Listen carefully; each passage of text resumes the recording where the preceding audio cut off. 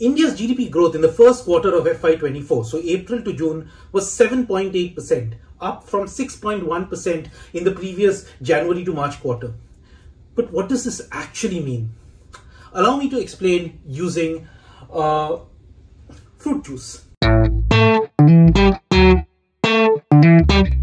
So we have pomegranate juice today. So there are broadly two ways in which the government figures out how much economic activity has happened in a quarter.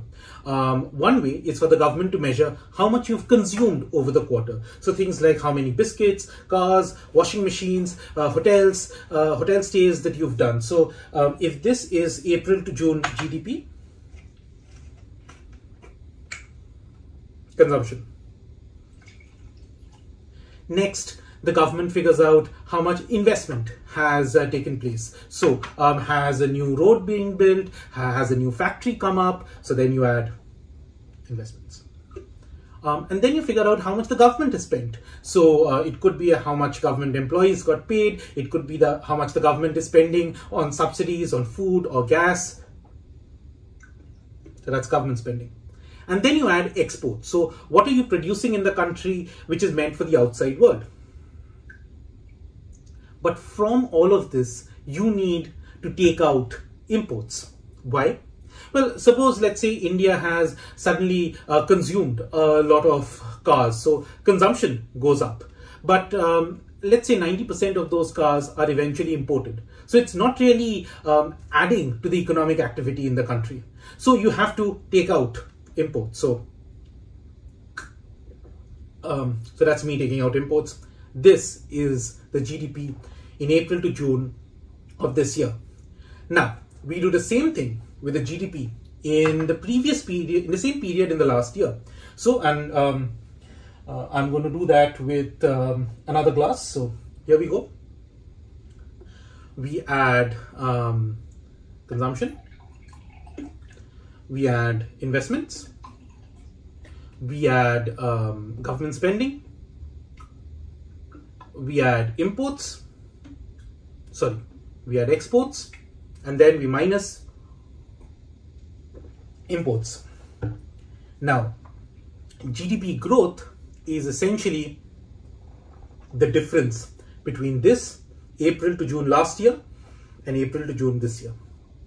The other way to do it is that the government looks at how much agriculture, how much industry, how much services has happened in April to June of this year, and then compare that with the value addition last year in the same period. And really, that's why GDP is such an important figure, because not only does it tell you how fast or slow the economy is growing, it also tells you which sector is growing the most, which one is lagging, and essentially what's going on with India's growth story. Now, if you're wondering if 7.8% growth sounds a bit too high for India, aisa kya kar diya hai desh ne? You're absolutely right. Because part of this is artificial. Why? Well, suppose your salary 2 years back was 1 lakh rupees. Then it reduced to 80,000 rupees. That's a 20% drop. But then the next year, say it rose to 1,10,000.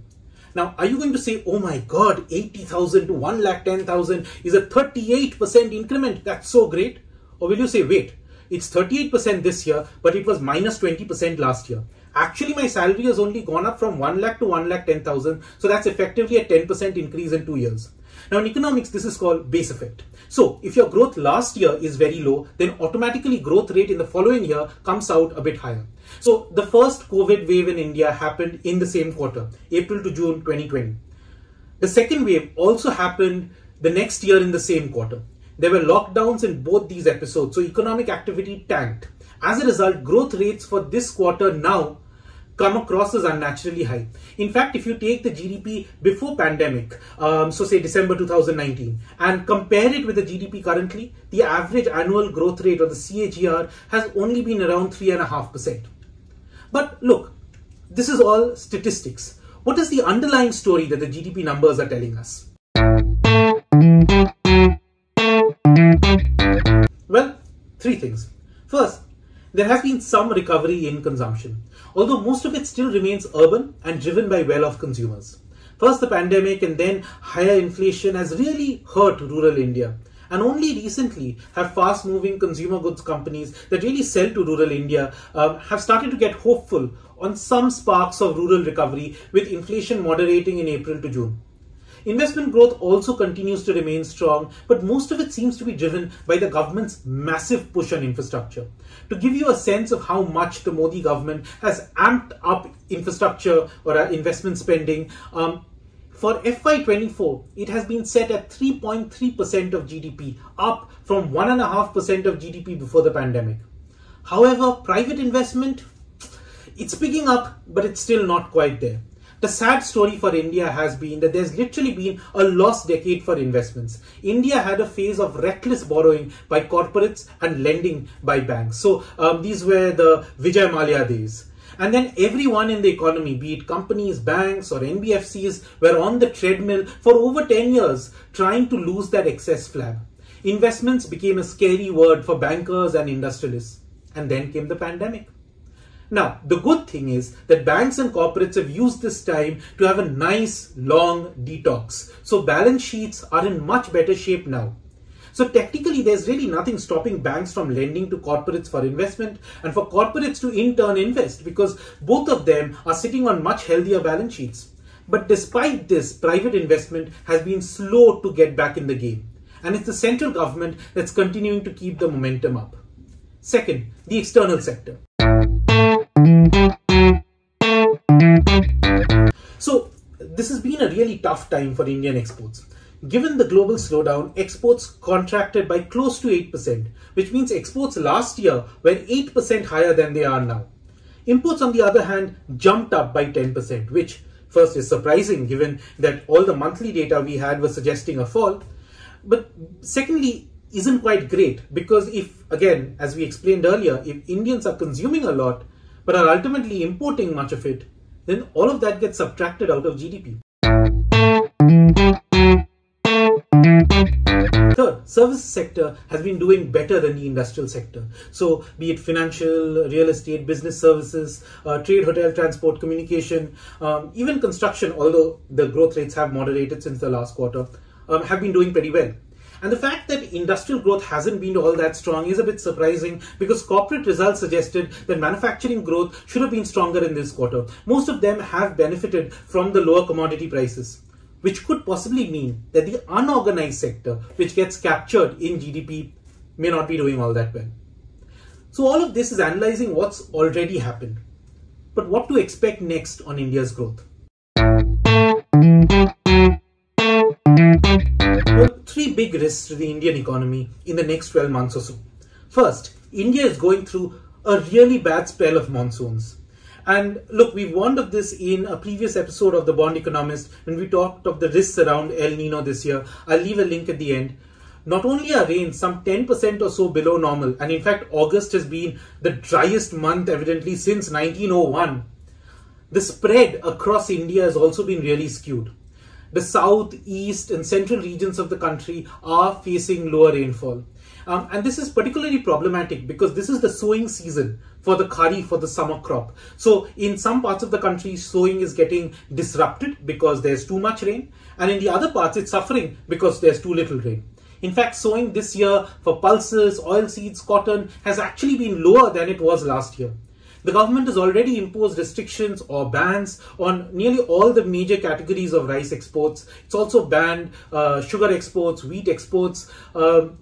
Also, the water that is collected in the June to September rains is used to irrigate the rabi or the winter crop, which includes wheat.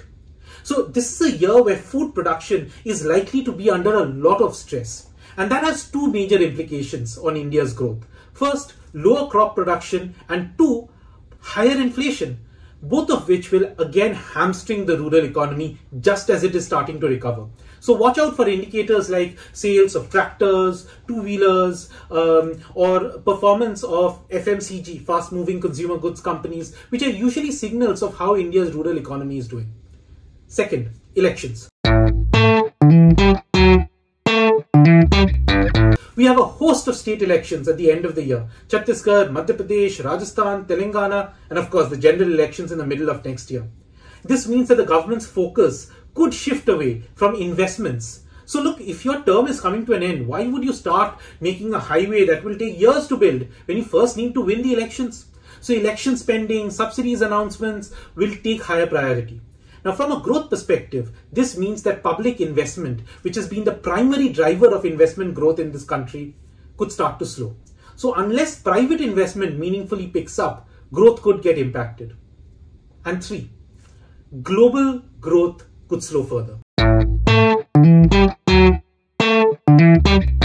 The EU is already battling a slowdown. China is struggling. The US for now is holding up, but considering how much its central bank has raised the policy interest rate, the question is whether there's a recession round the corner. In fact, we've done a recent episode of the Bond Economist on this too. I'll leave a link at the end.